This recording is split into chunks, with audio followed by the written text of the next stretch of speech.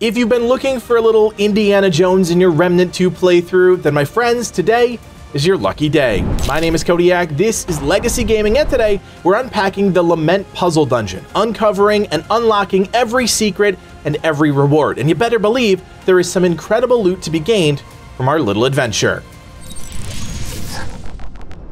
A good puzzle dungeon is a great way to shake things up from all the monster hunting you've been doing lately. There are a couple of these scattered throughout Remnant 2, but this is easily one of our team's favorite. Our adventure takes us to Yaesha, and you'll need to be on the lookout for the Lament Dungeon tile set. It's a series of puzzles that need to be solved sequentially in order to progress and claim every reward. There are no bosses, no swarms of enemies, just you against the environment. Things kick off after just a few steps. Triggering a plate activates a series of deadly arrows. These travel in different patterns across 3 hallways. It's all about timing here, and as a quick tip, you just need to slow things down. You can crouch to avoid all the arrows overhead as you move. The only time you'll really need to stand up is when you're forced to vault over a wall to progress. Crouching will allow you all the time in the world, and while the arrows are flying overhead, it'll help you memorize the various patterns. As you hit the midway point of each hallway, you'll activate another pressure plate that will reverse the arrow's trajectory, so note that each hallway will have different patterns. Once you successfully navigate the arrows, you'll be rewarded with a small chest of goodies at the end. Pull the lever to stop the arrows, unlock the shortcut, and open the path forward to your next puzzle. Next, enter the burial chamber room. Take a moment, look around, and you'll notice a fair number of mummified bodies laying atop the stone slabs.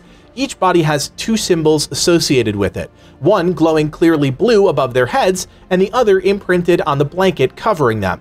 These are all related to the rune locks upstairs, which when combined correctly, open up the door to the next puzzle. Head down into the pit and read the journal next to the dead creature. Make note of the symbol inside of the journal. This is the key to locating the correct runes throughout the chamber. This symbol is found on 4 of the blankets located on the top and bottom floors. Search each blanket that matches your symbol and note the associated rune on the headstone. To get to the 2nd floor, make your way left through the cavern, eliminating the few enemies that get in your way. You'll eventually come out on the 2nd floor. Find the remaining blankets and the corresponding headstone rune, then head to the rune combination lock. Rotate each dial until all 4 runes are in a straight line facing the door. Fortunately, the order doesn't matter here. As the stone rolls away, you're on to your next secret. This is less of a puzzle and more like a mini scavenger hunt. Walk through the hall until you get to these 2 chests. The chest on the right contains some ordinary materials, while the one on the left holds a nasty wither aberration. The aberration will drop a couple of items, the Kolket's Razor quest item, which you'll need later, and the melee Mutator Overdrive, which increases crit damage and crit chance every time you critical hit with a melee weapon. Claim the checkpoint here, and just a few steps further you can pick up the Blood Tinged Ring, which may benefit those of you out there putting together a bleed build.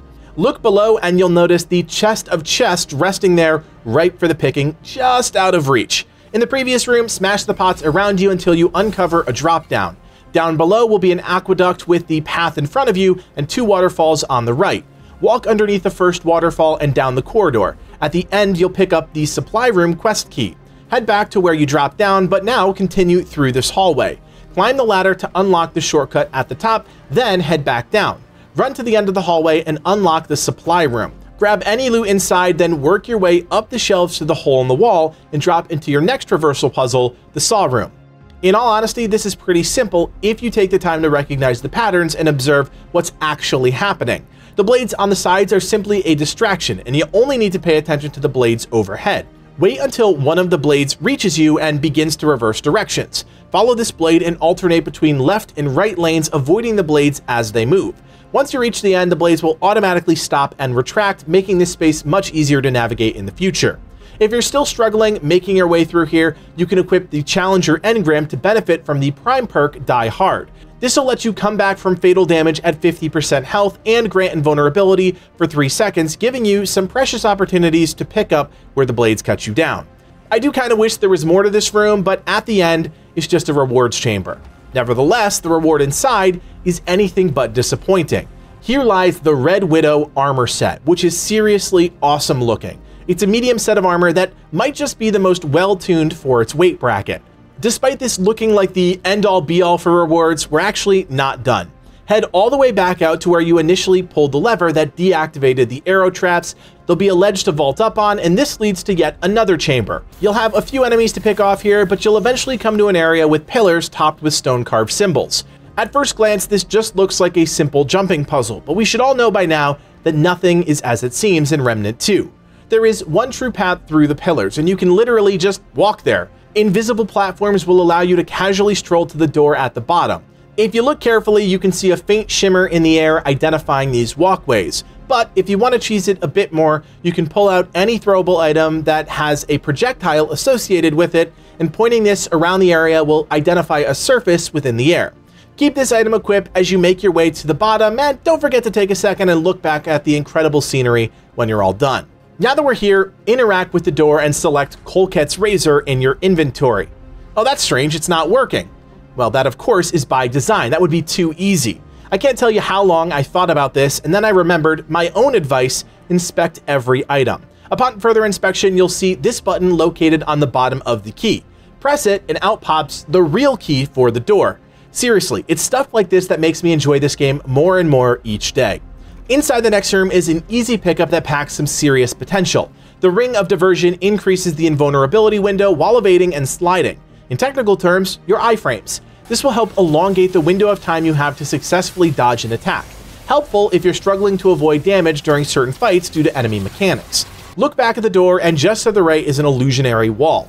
Head through here and up and around until you can drop down into the burial boat. Here you'll be rewarded with the Lodestone Crown. While there isn't much initial value evident here, it's a neat item and the key to yet another secret. At this point, you're done inside the confines of the dungeon walls, but we still have one more secret to unpack. Head outside to the Forbidden Grove tile set.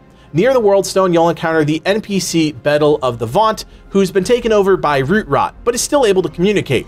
Don't go near him just yet, as this is where the Lodestone Crown comes into play.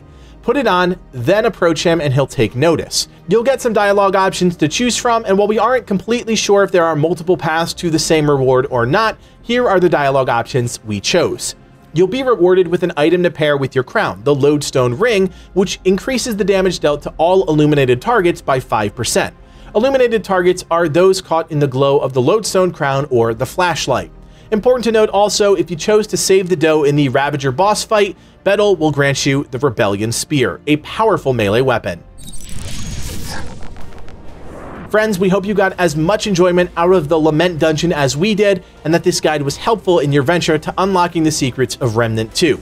If you appreciate all the work that goes into finding these secrets the legit way, do me a solid, hit that thumbs up, and consider subscribing. It means a lot and goes a long way to helping out the channel. Of course, with so many secrets out there to discover, we want to know, what are you most excited to check out? If there's a video or topic you want to know more about, let us know in the comments and we'll add it to the list. You could also join us on Discord if you want to hang out with the team, talk about great games, and enter for your chance to win tons of free prizes. That link, as always, is below.